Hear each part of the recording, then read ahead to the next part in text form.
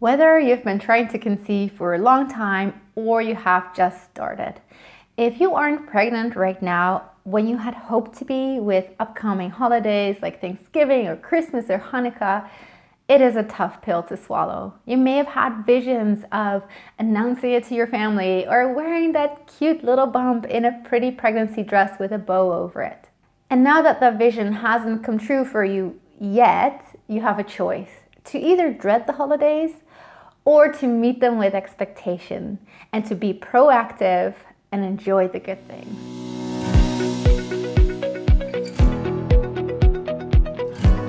Hello my lovelies, and welcome to another one of my videos in which we're going to have a heart-to-heart, okay? I have got a nice warm drink and I hope you do too. It is a beautiful fall in the Netherlands here. It used to be summer and then rain and then winter, but yeah, there's an upside to climate change, I guess, because we are enjoying very pretty leaves and a little bit warmer temperatures. So we actually have a fall, even now, beginning of November. But this is not why you and I here right now, right? Let me take a sip. I have decided to film this video for you around Thanksgiving because it has a double layer. Of course, it's about Thanksgiving, but you can apply it to any holiday that's upcoming. There are plenty in November and in December for people all over the world. But it is also about the heart and the practice of Thanksgiving, despite your dreams not coming true. And it doesn't really matter actually, whether it's about not being pregnant or not being a mother yet, not having your family yet. It could be anything that you're disappointed about, really. But as far as it is about the upcoming holidays and it is about not being pregnant and having to deal with the disappointment around that, maybe this pandemic is a bit of a blessing in disguise for some of you because you won't be having to attend as many gatherings as you might have to otherwise, and you are able to hide out in your house a little bit more without it being noticed. However, I still love to talk a little bit with you about a couple of things so that you can meet the upcoming holidays with joy. First, I want to chat with you about the concept of Thanksgiving and gratitude because honestly, I have to confess that I got kind of annoyed with all this talk about gratitude and practicing gratitude and gratitude lists and mostly because it was being presented in places like Instagram and Pinterest with beautiful journals, beautiful handwriting with a soft, pretty candle. Oh, candle. I need to light my candle. Hang on. Candle lit. What is a fall video without a lit candle? So as I was saying, these pretty little pictures with the nice handwriting and the gratitude lists and the candles and the nice warm drinks. They make me feel even more inadequate. Like, I don't want to practice that habit. It felt like another thing to do on my list. But there's this one thing that I can't shake, and that is research. I love me some research. There is research about what gratitude does to us.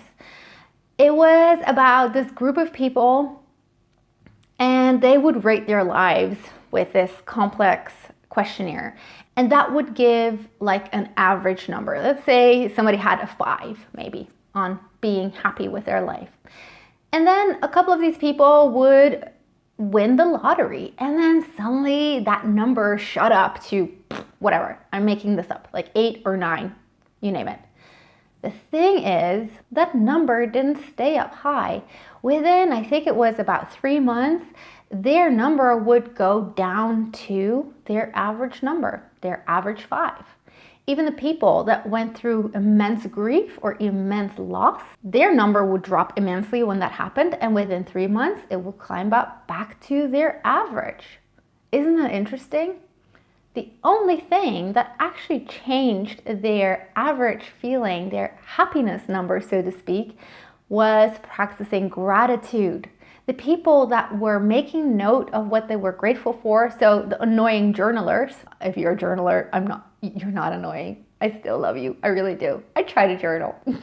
those people were actually able to permanently bring up that number. Isn't that fascinating? Gratitude did actually change how people were looking at life. Now, I don't know about you, but I want to be happy. Yes, there are other important things in life. I want to be a good person. I want to be a kind person. I want to be a good mother. But ultimately, I'm a human being. I want to be happy. And if practicing gratitude is a way towards it, hey, that's really not a bad thing to practice, is it? And if that didn't convince you, how about the fact that happiness improves your fertility?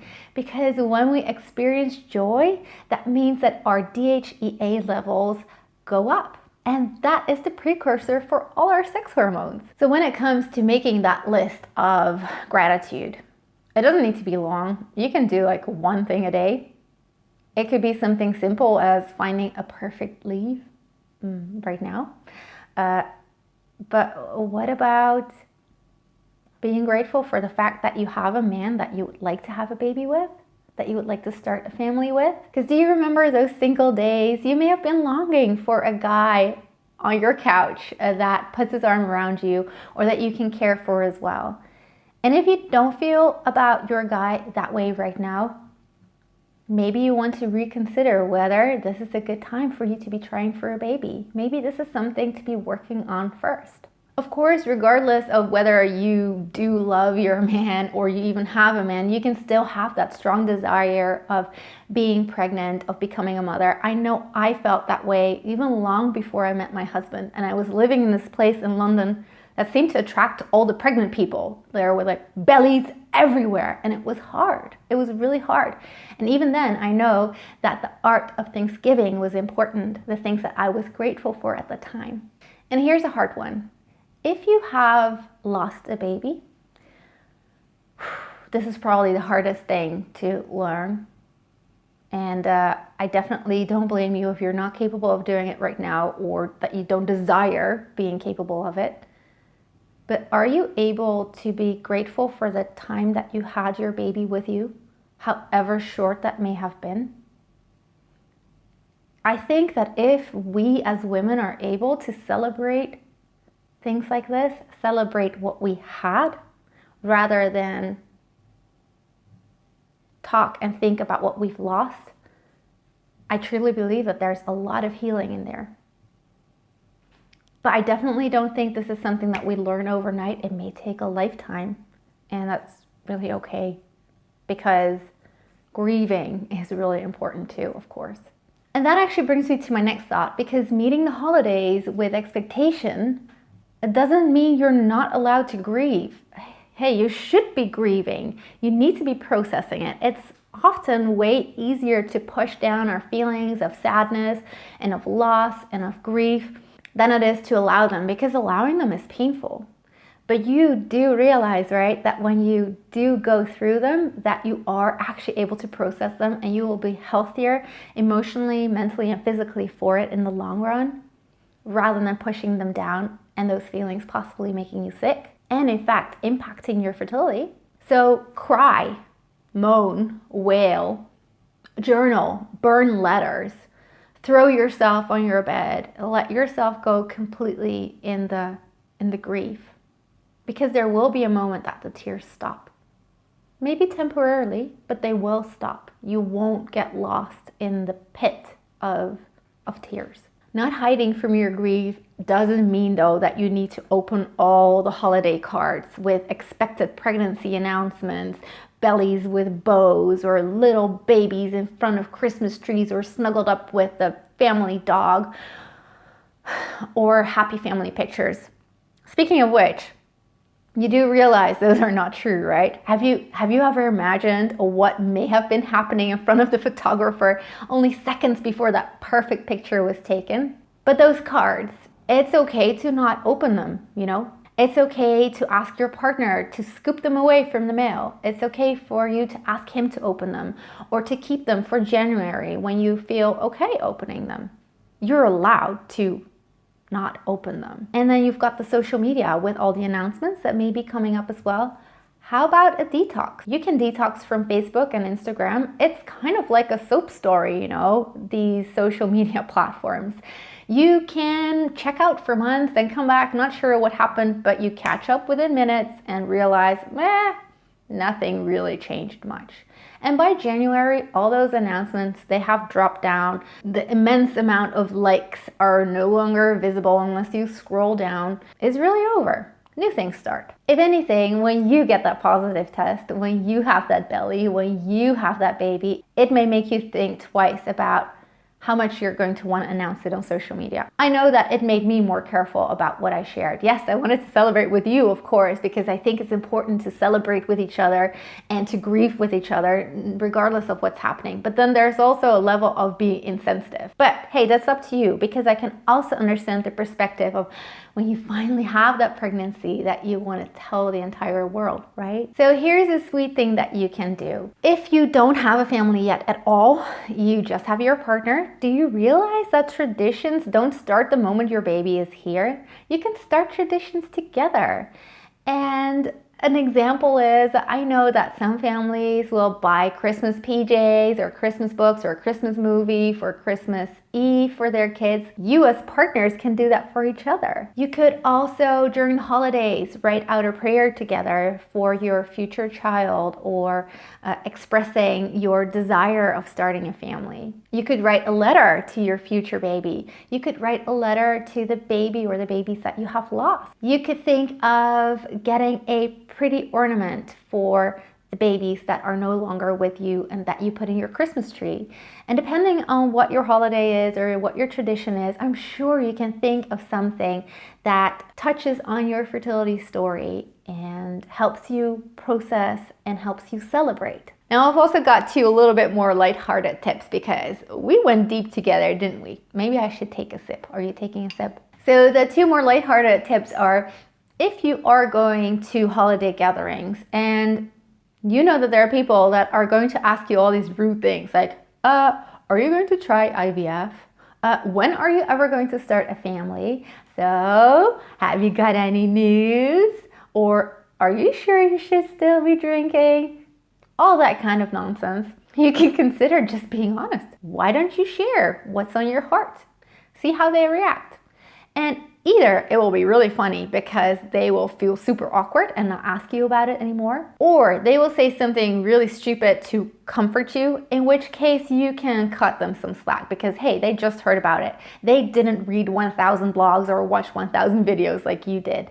They are just incapable of comforting you, and they're just trying to reassure themselves with their, "Oh, it'll come. Don't you worry. You can always adopt." And then you may even hit on a gem, somebody that has experienced something like it, or somebody that's truly empathetic and is able to share in your journey and say something comforting or something sweet. And then here's something I came up with. This is probably something that I would do with my husband if it were me in this situation, and that is come up with a stupid questions or remarks bingo. You and I can come up with a list of stupid things that people can say at holiday gatherings to couples that don't have babies yet, or people that know about your fertility story perhaps. And that is stuff like what I said. You can always adopt. Are you sure you really need to have a child? Have you tried X, Y, Z? I have this friend and they blah, blah, blah, blah. Or this one, this is a bad one. Just relax, it will happen. You can make a bingo sheet for your partner and yourself and could secretly be playing the bingo. And whoever wins, you can come up with a prize in advance. I think that would be really funny. It puts it into a different light, I think, makes it a little bit lighthearted. I would love for you to comment below on how you are going to deal with upcoming holidays, whether that's Thanksgiving or Hanukkah or Christmas or anything else that's upcoming, or how you are practicing gratitude while you are dealing with disappointment all the time, because I think it will be so encouraging to all the women that are coming across your comments. I hear it all the time that women especially love the community here. And if you need some encouragement for your 2-week wait, then make sure to check out the video on your screen right now. And in the meantime, see you in the next video. Happy Thanksgiving, lovelies.